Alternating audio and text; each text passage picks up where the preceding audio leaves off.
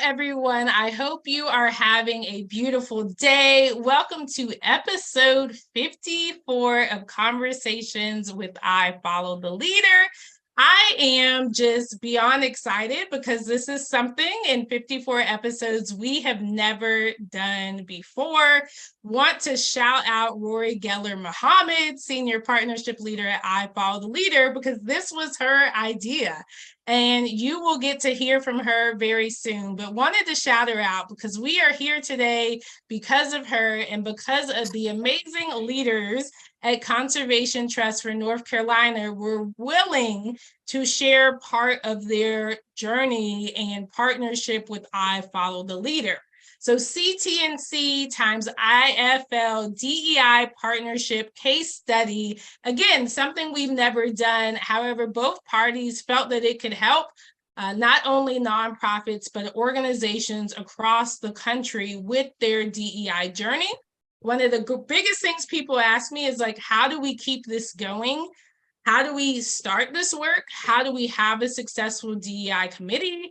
How do we integrate staff and board together on this journey? And CTNC has successfully done all of that.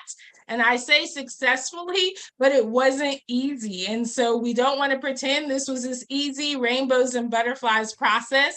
And so they're going to share some of those highlights and also pain points today. I would love for those who are on the call, Rory, if you could just share a little about yourself, and then CTNC team, if you can share why is DEI important to you, and then we'll get in deeper on the professional side, but would love to know personally, because I feel like each of your unique stories is why this works so well. So pass it off to Rory and then to Amy. Thank you. Thank you. I'm super excited to be part of the conversation. My name is Rory Geller Muhammad. I am a DEI practitioner and licensed therapist and bring both of those things together. And I'm Senior Partnership Leader at I Follow the Leader. Hi, I'm Amy Smith. I am the Director of Philanthropy at CTNC and also the staff lead for the DEI committee. So I'm very happy to be here and have had the great fortune of working with both Antonetta and Rory. So thank you both for having us on here. For me personally, DEI, I know is very important from the very first conversation I ever had with Chris, interviewing years ago. I really expressed to him kind of my personal interest and commitment to it. Just coming from the South, there's, oftentimes we're not told kind of the full history. So I've been at CTNC really able to learn a lot more and dive into that. And then, just figure out kind of the role that I have in being kind of a helper in some of this work and making sure that other folks know about the importance of, race equity work kind of in all of the work that we're doing. Yeah, and I'm Chris Canfield, Executive Director at CTNC. I've been here since 2017. And prior to that, I had many decades working in traditional conservation. And I'll be honest, we always in those organizations put forward nice intentions and good language around diversity. But frankly, we had very little to show for it. That really convinced me that we had done the work necessary. And again, I also grew up in the Deep South in Louisiana and Alabama. I have seen the worst of inequities, both in thought, word, and deed. And, was hopeful that there could be some way before the end of my career and the end of my sort of period of life here that I could make some small difference. And we'll talk more about it. But CTNC really presented me with that opportunity when I came here. And so I'm really gratified to have the help from IFL to get there. I am Kathy Hamilton Gore. I am a board member serving for, just finished my 4th year. I've been the DEI committee chairperson for the last 2 years, and so have worked with I Follow the Leader through the process of helping CTNC move forward more intentionally and more strategically through our work with DEI. And I'm also a retired faculty member from NC State University in Parks, Recreation, and Tourism Management. So conservation is a part of what I have spent my life doing. And one reason that DEI is so important to me is just like Amy and Chris, I am a Southerner, African American female, raised in Jim Crow South. And I'm now at that point in my life where I say I'm in that last season, however long it may be. But during that season, I really would hope that I can do something to help those marginalized communities, of which many of which I personally represent, achieve more and struggle a lot less. So that's why I'm in this game, to win it. Thank you, Kathy. I love that. Just right, achieve more and struggle less. And this is actually interesting because I was born in Georgia, so also born in the deep South, identify right as Black, African American, and am a millennial. And so it's interesting. We have different generations on this call, different perspectives, and that is something that also was present throughout our work together, right? So really knowing that you're going to have different viewpoints and people are going to hear and see and experience things extremely differently. And so thank you all for sharing. I highlighted some things, just nice intentions, right? So the well-intentioned leaders who don't ever get to see the progress. And I think I talked to a lot of leaders. I talked to one randomly in New York who said, "You're in DEI, let me ask you a few questions," from a major tech company who was struggling with how do we actually make this sustainable. And so a lot of people want to be where CTNC is today. I think it's important to share a little bit about where did I Follow the Leader meet CTNC in their journey. Well, we met in 2021, and so you may think, well, this was really post George Floyd's murder. That's when a lot of organizations started to do this work. That was not the case with CTNC. And so very unique for a nonprofit that is under 10 million to have DEI, racial equity, right, justice efforts before 2020 is actually still extremely rare. And CTNC was one of those organizations who had been doing the work for a long time, who had strategies before, who had people in the role leading this work before, and just the work that they're doing, they'll probably share about this, so I won't, but just some of the projects that they have and the initiatives that they have are actually rooted in equity. And so I thought that was really important to share, that their journey with us was not the beginning of their journey. And so I really love that they were willing to come to us at this new juncture. We started out having a courageous conversation with staff and board, and then actually became their long-term strategic partner, where they went through the cultural audit process with us. And then we also developed an action and measurement plan. So that is just a little background history. Really important to share that this was not new for them. However, they did want to, right, take some of those intentions and past wins and successes and move forward on the journey. Yeah, I think even continuing on that piece of it, you all have been doing great work for a long time.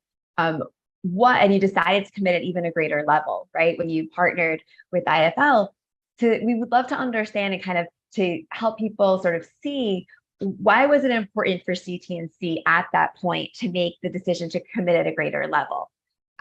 What was around that? Why was it important? Was there anything around that shift that led to that? So this is Kathy, and during when we first started out with I Follow the Leader,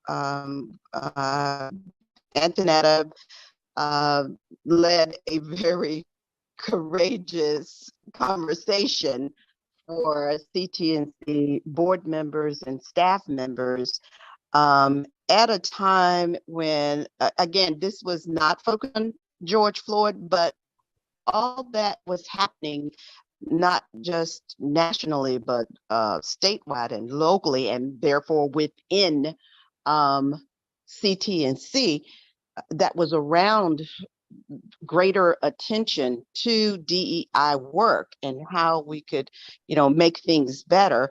It all kind of came to a head about that same time. And so there was that.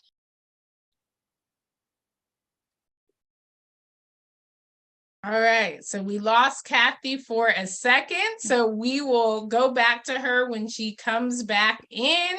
Kathy was so kind as to join us while she is across the country right now. So if she goes out, we will pivot and then bring her back in. Kathy, just let us know when you can hear us and we will come back. Awesome. Now. I'm back. I don't know what happened. But no, you're so, all right. Okay. So in that, there was a period of, at that time, we were having internally within the organization, great conversations about how we relate to each other. We're blessed, and I do say blessed, to have a very diverse board, and the diversity in our background, the demographics are just, massive, really. And the conversation around how do we really intentionally put forth that effort, be transparent, deal with how we're feeling about what's going on in the world as it relates to DEI, and even our work in conservation, in particularly in North Carolina. And there were some shifting and upheavals, and it was, I thank Amy for realizing we really needed to, as a board and staff, come together and kind of lay it all out on the line for how we felt about these things and how we would operate as a board. And so that's how we got started. And I think it was very important because everybody realized we're all committed to being greater and better, especially when it comes to across the board with DEI work and conservation. And this was a way for everyone to, stand up and have their voice heard and do it in a way. I Follow the Leader in the Courageous Conversation helped CTNC members have those hard conversations, get the emotion out of the way, and then move strategically in what it is we were all stating that we wanted to do. So I thank you for that. And this is Chris. And I realize some will not be seeing this, so I will self-identify as a white male in my 60s to sort of put some context on it. But I realized that, especially after the George Floyd murder, that there were heightened demands on our role in helping bring other organizations like us to reckon with the realities of racial inequities and broader diversity and equity issues. And I'll be honest, we weren't prepared for the spotlight being on us, and we stumbled in some early steps of trying to help others, and we didn't understand what the demands and the requirements of that role were. And it was really, for me, it was a case of stepping back and saying, I don't know how to lead this. I've been a leader for decades in other parts of the organization. I don't know how to lead this. I don't have the experience. And so that's when we really reached out and realized we needed professional help. And I guess I also probably assumed that because there was a longer history, decade-long history of issues like this coming up in the diversity of the board, that some of those conversations would have already happened.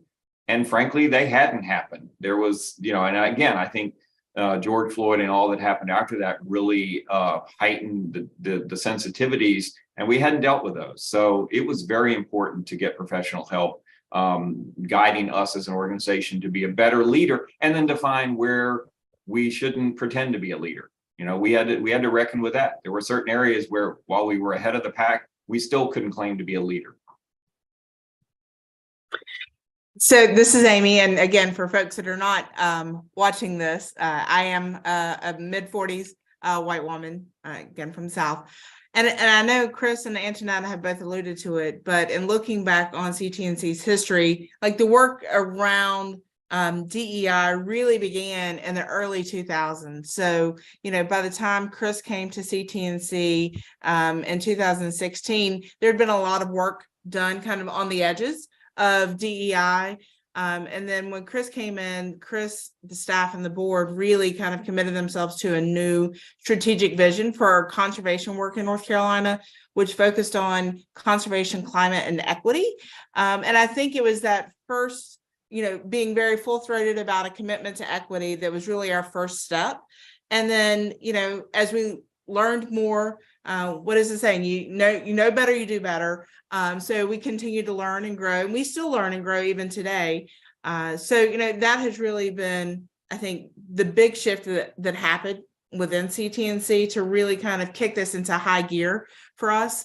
And like has been noted, there are certainly some stumbling blocks in the past. I feel confident we'll have additional stumbling blocks in the future. But I think what the work that we've done with Antonetta and Rory, especially with a courageous conversation, really allowed the board and staff to coalesce around our commitment to DEI and to start building that trust with one another. That oftentimes is hard to do in groups where there are varied demographics, ages, races, where folks are from. Not everyone on the board is from the South, so they don't have that same experience that many of us have. But I think kind of having this shared commitment to DEI really helped us begin to level up and want to learn more about DEI and the impact that CTNC can make with this DEI work. Thank you all. I really appreciate your feedback, and I want to highlight something that I think is really important that Amy just talked about, right? She centered kind of their pillars, the conservation, climate, and equity. And so I think it's so important. Often people will have equity or diversity or inclusion or belonging, accessibility in their values. However, they're not sure how to live them out. And so I just wanted to highlight that. Amy said commitment. And so at I Follow the Leader, we have a framework, and we believe first, leadership has to affirm it's a strategic priority. And often people start with action, and leadership hasn't first committed that this is the direction we want to go, or these are our values, or these are our strategy, our activities. And so I thought that was really important to highlight that leadership affirming it's a strategic priority. Even if everyone else does the work, if leadership doesn't affirm, we've seen it not work, even if employees are committed. So want to really commend Chris and Amy and Kathy as leaders of the organization and of the board for saying, no, we don't know how this is going to look, but we're committed to this work. Awesome. So next question, I would love for you all, I know this is really important for you, and really you all have been a leader in this space, but why, some people may say conservation and equity, like how do those things actually go together? And so would love, you all have had some major wins around your projects. And so we'd just love to know if you can share a win around conservation and equity. I think that would be great. And I would love, Antonetta, to have Chris kind of weigh in on this from the staff's perspective, because I know he has been very diligent in cultivating relationships. And I think that's really important with this work is intentional relationship building.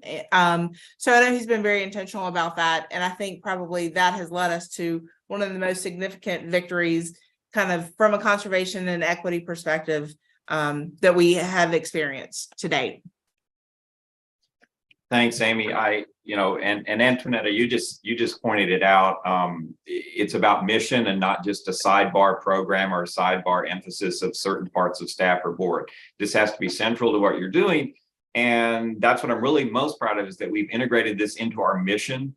It went from sort of back burner, good work, to front burner, this is who we are. And I'll be honest, we have heard from some of our people that, well, this is mission creep. And I say, no, it's actually leading for the times we live in. We have to be willing to embrace change and see our mission differently for the times that they're calling us to do this. So early on, it was, yeah, we're still a conservation organization, but how can we be mindful in what we do, not just what we say internally in board meetings, but what we do externally with the world? And so we looked around and I realized one of the challenges in conservation that our state is facing in many states is, what climate change is doing to the environment, and particularly around the areas of storms and flooding and communities that hit. And guess what? The communities that are often damaged most by these changes are those with the fewest resources, those that are predominantly minority led. And so it was sort of a natural sort of connection to say we can make community and climate and equity all fit naturally together. It's an organic way to move forward and be true to our history as well. So the town of Princeville, North Carolina, was a place that has flooded frequently. It happens to be the first town chartered by formerly enslaved African Americans in the nation. But of course, the land that was given to them is in the floodplain of a river where no one else wanted to be. And that history is repeated across the country, post-Civil War. So I very carefully began to make inroads and connections with people from the town and purely asked them if we could be of help. And one of the keys to that offer was, I know that you as a town have heard a lot of people who want to help, and some have come in and stayed for 6 months and done a photo op and left, especially those with political aspirations. I said, all I can really tell you is that we want to be there for the long haul, and we want to see things through for 5 or 10 years. And I joked, I said, think of us sort of like a stray dog at the edge of your property. If you don't want us around, throw a rock at us, we'll leave. Throw a bone to us though, and we will stay and be loyal. And bless them for taking us on as part of the broad partnership to help that town build on its inherent resilience. And so 4 or 5 years later, lots of great stories to tell and sort of national, international recognition for this partnership, of which we're just a part. We're grateful to be an instigator following their lead. Thank you, Chris. And we'll also be sure to make sure in the show notes that we link. They have some great videos and stories. And so we will link to those resources, especially for those who want to learn more or about how they can support this partnership in the future. Yeah, Kathy. Yes, and I can say from the board side, and also being having been chair of the DEI committee during this process in working with you, Antonetta, and Rory, that the thing I am very most proud of, because I do believe it will allow CTNC to achieve more and struggle less and help those marginalized communities that he's just spoke of struggle less, because it will give them resources that they need. But I'm extremely, extremely proud, probably because I've been so heavily involved in it. I tell Chris sometimes, you need to put me on the payroll. Although I'm retired, I don't want to be on the payroll. But my commitment, sometimes I over the 18 months in working with IFL and CTNC through this process, I have felt like a full-time staff member, but it's okay, because out of that, I think the strategic action and measurement plan that we now have in place and we're at the end of our first year, and we could not have done that without IFL. And so, I think CTNC will always be indebted to you guys for helping us make DEI work and the DEI committee more structural. It's stronger, it's intentional, it's weaved throughout CTNC, as Chris said. Right now, I can say most, if not all, conversations, even those that deal with finances at CTNC, it's going to touch on equity, inclusion, and diversity. And so I think that's what I'm very most proud of. And the fact that It is not a document that is on a shelf. It is a living document. It has changed even since we, began the implementation of it a year ago. It's already changed because things are happening, and so it's fluid. It's moving, and now the board members, not just those that are DEI committee members, but all board members are thinking about the work that we do in our various committees and how that influences or is impacted by DEI work.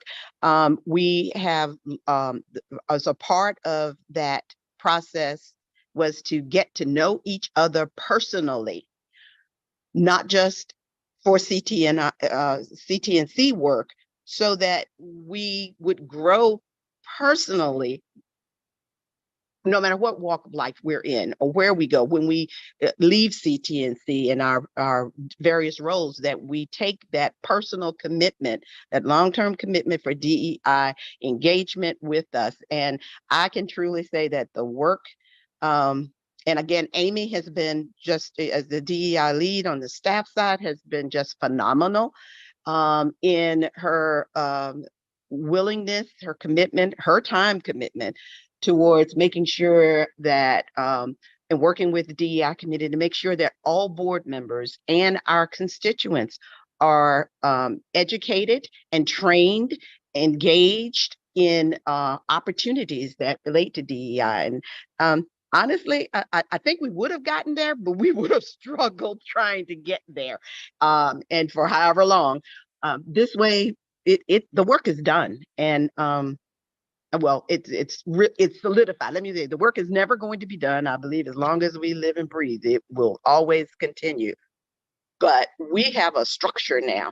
We have a framework that will continue long after I'm gone. And I used to worry about that. Do this work, but when I'm gone, how will it? I know that it's going to continue. I don't worry about that now, because the structure that's in place, when new board members come in, when new staff come in, we have systems in place now where they get on board, or they probably won't be with us, because DEI is here to stay. I think it's a perfect segue also into this next question around what advice do you have for other nonprofit organizations, other conservation organizations that want to take on strategic, measurable, and sustainable work, any of those aspects? We'd love to hear kind of the advice and wisdom you have to share. Well, I will say that, and again, I have a background in DEI work and facilitation. I mean, decades. But my role at CTNC was not that, and it was important for me to be an equal board member with skin in the game, along with everybody else, willing to take that hit of being transparent.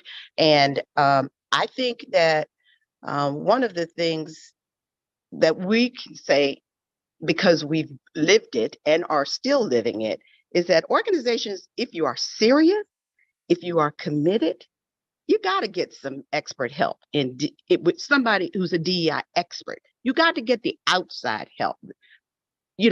Find that money, find those resources because it's going to cost money. We're a capitalistic democratic society. I used to always tell my students, it takes money to do things.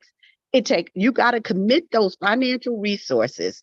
Find them if you don't have them, grow them, but you've got to have that financial commitment to and expert commitment for getting the work done, bringing somebody in to help move you along, as we did. Thank you. And Chris and Amy, additional advice you have, thoughts around that for the organization? Yeah, I guess I would say when you make your DEI commitment, don't stop with how do we internally look and talk differently, but instead ask yourself a further question: what are we going to do differently, and whom are we going to serve who hasn't been served? It just cannot be checking the boxes. And I guess the other thing would be humility, bringing that humility to the work, and knowing that you're going to make mistakes. I've stumbled more than a few times and got some bruises to show for it. but I've also grown through that process thanks to Kathy and Amy, and you at I Follow the Leader helping us through that.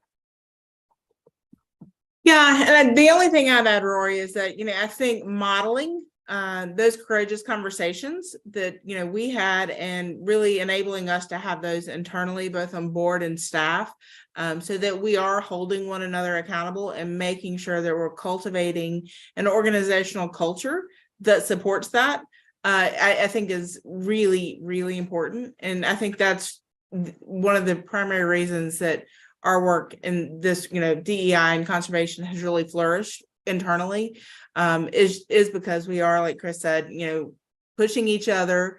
But then we also, for a staff side of things, have expectations around continuous DEI growth and learning for every member of the staff, regardless of where you sit in relationship to the DEI committee. So I think making that commitment is also incredibly helpful.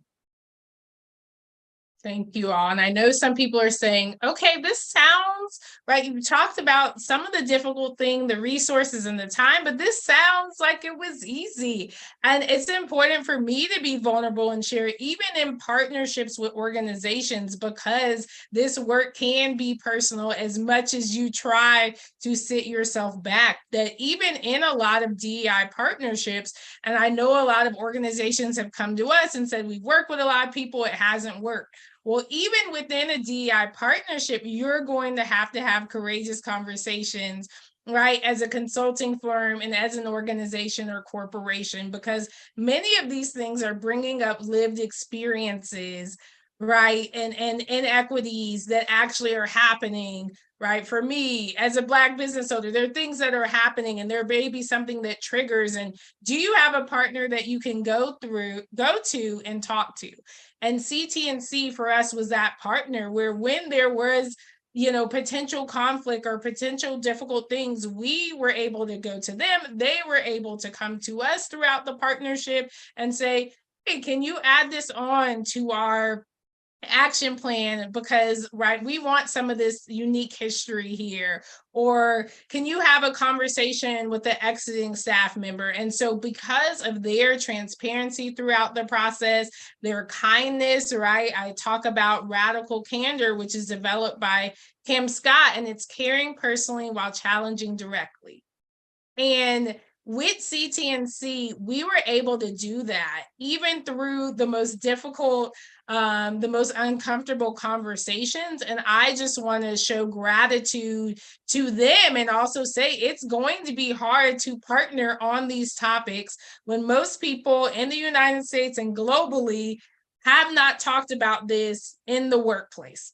Most people have not done this deep work, and it's going to bring up a lot. And so I love this group. You shared humility, modeling, the importance of time, resources, money, establishing a foundation that is still here when you all leave, embedding it in the culture. And so I just wanted to highlight some of those things and also uplift what Chris said, leading for the times we are in. And so we are about to end the conversation. We could go on forever, but you all shared a few traits that you all feel leaders need to have to take on this work, but would love to just know if you have any additional leadership attributes that you think a leader needs to have to take on this work. I know Chris mentioned humility earlier, and I think that's a big part of it. But, also being willing to, take some hits if the work that you're doing is the right work, and being steadfast in your conviction that it is the right thing to do, even if it's not always the popular thing to do. It feels like in this day and age, DEI is, not the popular thing to do in many parts of the country and world, but it's still the right thing to do. So, continuing that work and that commitment to it is incredibly important. And I would just add in, and this is what I tell EDs that I'm executive directors or people in my role all the time. I say, this isn't an organizational journey alone. This is a very personal journey. And so even off the clock, be reading the books, be watching the documentaries, be talking to people, and be willing to face your own shadow that will arise in this. It's a personal commitment that you just don't leave at the office door. And I would add to that, this is Kathy, I would add that all those attributes that they talked about are very important. One being continuously self-analysis, self-checking, because we're all human, and we're going to make mistakes. Allow yourself to make the mistake, but don't dig your heels in and not come out of it. Be willing to see what your part. Yeah, it's so easy to see what somebody else has done, but always be willing to see what your part is, and then be willing to have that courageous conversation. That doesn't have to be structurally, that can be one-on-one. And most of our conversations are going to be one-on-one with someone in this DEI journey. And for all of my, yes, part of my demographics is I am Christian. I have a strong faith, and I know that that is what has kept me doing this for so long. And I will say, those of you who know your word, you know what long suffering means. And you're going to need long suffering to stay in this DEI work. And as Amy said, be willing to take that hit, knowing that you're standing firm. So no matter how the winds blow one way or the other, as long as you are firm in your commitment to this work, it will continue. And I think that's my parting thing, is that don't ever give up, because when you don't, as long as you have breath, and as long as you're willing to pass what you do, and I think that's the key there, passing it on to others. Because I guess I said I'm in my last season, so I realize I'm not going to be here. But I pray mightily that the work that we have done with CTNC, staff and board side, that when we're all gone, whoever is there, that work is going to continue. And wanted to say, somebody's going to say, hey, back in the early 2020s, they did a good thing, and we can thank them. Thank you so much, Kathy. And I think it's so important, because we started out talking about the beginning of our journey, and the United States specifically was in a place where DEI was an imperative. And we are now at 2023 in a place where often it's not talked about, or right, books are being banned across the country and other things are happening. And someone asked me in the training recently, like, DEI, is it political? And people have asked me this, and I said, no, DEI is not politics, it's people. And so if you actually learn the definitions of diversity, equity, inclusion, and belonging, there is nothing political about that. And so how can we still have champions of this work regardless of what's happening politically? So I think that's so crucial, what you all shared around continuing the work no matter what society is saying. So thank you, Kathy, for sharing final thoughts. Chris, and then Amy, I would love to know any final thoughts or encouragement for those who are listening or watching. You know, the richness of this, I was sort of surprised to get beyond just our categories of race and gender and age and all the sort of big buckets that we are talking about when we say DEI. Kathy especially has led the board and staff in all of our board meetings in talking about ourselves on a very personal level. And that's the payoff that I didn't expect, that we get to know each other better as individuals, even with all the identities that we clearly bring and need to respect. And that's something I will always cherish. You know, and Chris took mine naturally because I'm last here. So, but I think the thing for me is just, it's been very gratifying. And I've taken a lot of what I've learned in CTNC and I've applied it in other organizations that I'm in some leadership positions with, and have actually seen some change in individuals. And I think seeing some of that, like the light bulb come on and some of that fundamental shift, is probably some of the most rewarding things that you can see. It's kind of like, your kids graduating from high school and you see this thing happen. So it's amazing and really gratifying when it clicks with people and they realize that it's not political, that it is an important, part of understanding each other and fostering relationships. Thank you. Thank you all. Rory, any final thoughts? You were very integral, part of this partnership and leading and co-leading and facilitating. So yeah, final thoughts. Yeah, I mean, it's been amazing working with CTNC. It's, so inspiring seeing the work that you all are doing. And I love how all of you have also recognized, right, the personal piece, right, the relationship piece, and how much deeper the connections are. And I think that piece of it often can be overlooked, of like what that means in building community within an organization and the impact that has on a workplace. So I just love that you all highlighted that and shared everything today. Well, thank you all for taking time in the middle of June and within travel and transitions to be here and to highlight the important work that you all did, that I am confident will continue, right, to live on as you all transition into retirement and new roles and other things. And so thank you for sharing a piece of your work. And I just want to highlight the commitment aspect. All of these individuals put in so much work to leave a legacy.